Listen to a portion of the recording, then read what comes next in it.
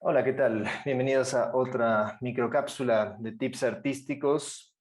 El día de hoy estaremos hablando sobre cómo podemos configurar eh, o podemos estructurar la figura humana usando formas básicas como la caja para poder entender cómo incide la luz sobre los objetos.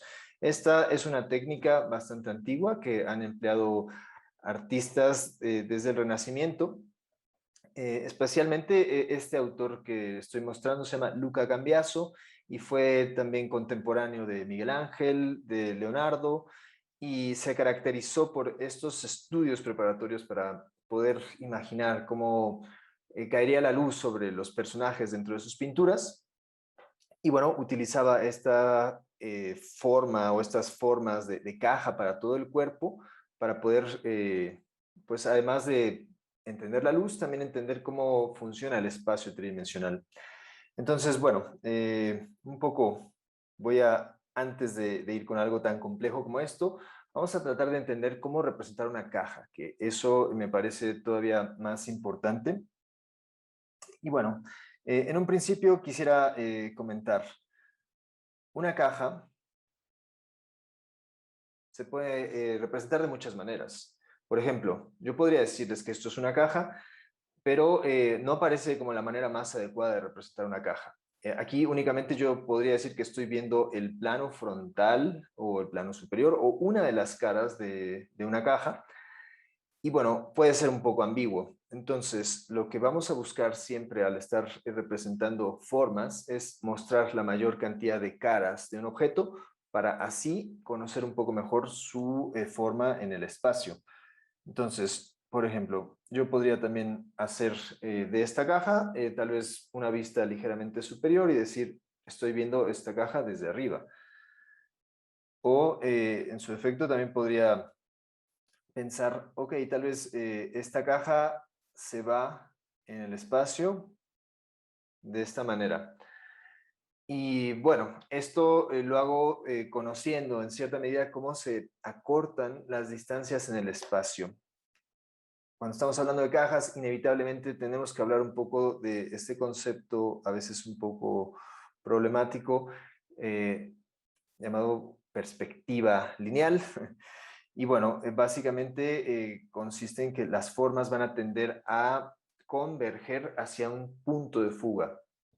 No me voy a meter mucho en detalles, solo quisiera que supieran un poquito estas nociones un tanto elementales. Una vez que tenemos, por ejemplo, un cuadrado y tenemos tal vez un punto de fuga sobre el plano, si estamos viendo arriba de nuestra línea de horizonte, estaremos en esencia viendo figuras por debajo.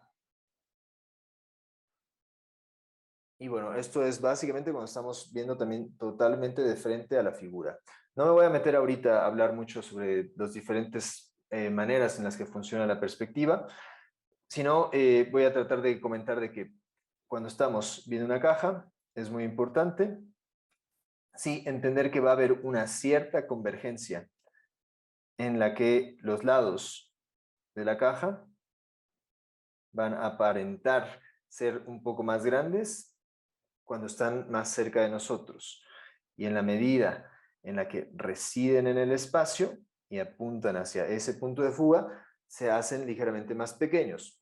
Esto en inglés se le conoce como el foreshortening, que quiere decir como achicamiento. Nosotros en español lo traducimos como escorzo y pues es ese fenómeno de acortamiento de las distancias. Ahora, la caja funciona así para entender la perspectiva, también nos va a funcionar para entender la luz. Usualmente cuando tenemos una forma de caja, va a haber un área que esté tal vez más iluminado, que podemos llamarle el valor 1.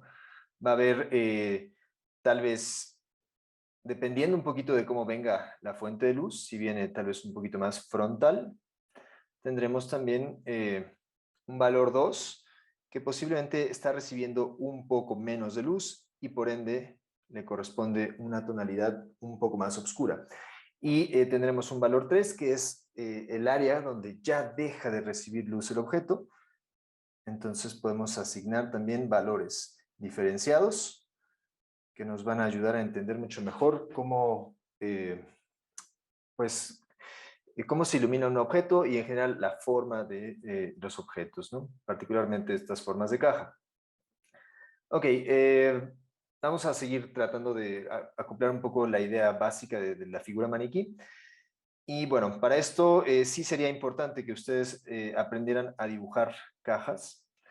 Entonces voy a dejar aquí un esquema muy elemental. Cuando estoy pensando en dibujar cajas, pienso en tres ejes. Un eje X, un eje Y un eje Z, que son pues, los ejes en los cuales puede moverse la forma en el espacio. Y bueno, una vez que tengo, digamos, esta especie como de Y inicial o la arista de una caja, lo que voy a hacer es imaginar una cierta convergencia en la parte inferior y esto, una vez que determine la altura, pues casi que en automático nos puede generar esta forma de caja. Hay que familiarizarse un poquito con esta idea y tratar de pensar todas las múltiples posibilidades en las cuales podemos observar o imaginar una forma de caja. Entonces, bueno, este método de la Y lo recomiendo para que se acostumbren a tratar de dibujar estas formas de caja. Y ya por último, quisiera cerrar con pues, una esquematización muy básica de la figura para quien quiera pueda seguirlo practicando. Entonces, yo puedo pensar que la cabeza humana va a ser casi una forma de cubo ligeramente extruido hacia abajo. Es lo que también nosotros definimos como 3 unidades de longitud por 2 unidades de anchura. Y también aproximadamente otras 2 unidades también aquí de grosor o de espesor del rostro. Entonces, para que me entiendan, voy a dibujar aquí unas como formitas muy elementales de una cuenca de los ojos y tal vez una naricita para que se comprenda un poco el concepto, ¿no? En esta parte también podemos imaginar que está la oreja. Y bueno, eso correspondería muy básicamente a la forma de la cabeza. Podemos pensar en la proporción de la caja del torso, pues como también formas independientes, que no necesariamente tienen que estar enfrentando alineado como una maqueta, ¿no? Sino que se pueden también desplazar. Podemos tener este tipo de diferentes direcciones para las formas. Y bueno, estoy aquí tal vez un tanto rápido mostrando otra posibilidad para la caja torácica. ¿Ok?